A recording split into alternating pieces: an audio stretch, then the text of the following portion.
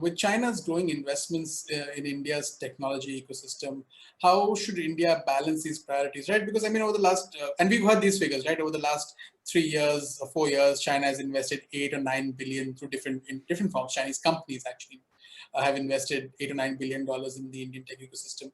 And we've seen India push back as part of what's happening right now on the border, push back against greater scrutiny for investments, banning apps, and so on and so forth.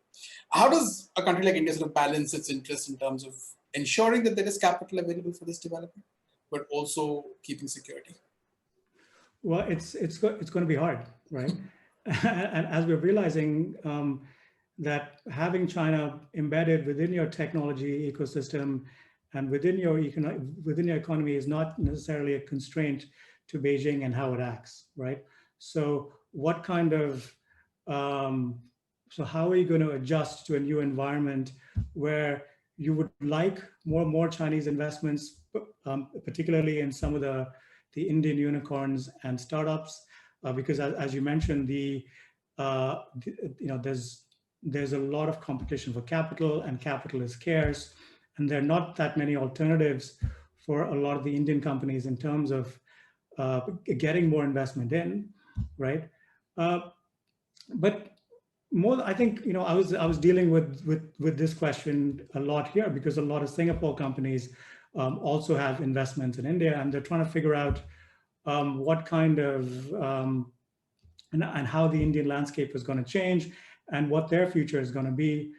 But in a sense, what I would think is this will have to be sorted out in the next 5-10 years, and see if some of the other some of the other tech investors, like SoftBank, for example, will step in and absorb some of these investments that China has made. That could happen.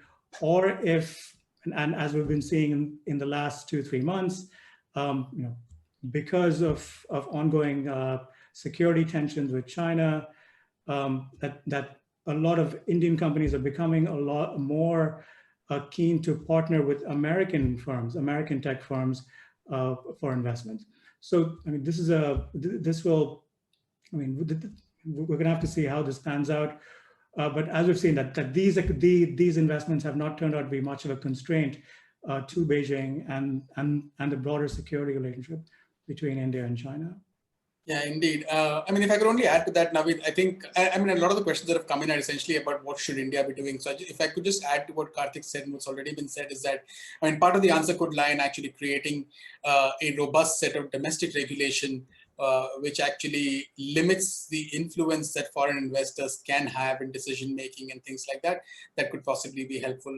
Because at the end of the day, you also do need capital, and you also need better regulation, which can actually do that. And along with that, you could then set up systems which support, at least address those security concerns that you might have, rather than actually, blocking out money that might be coming in.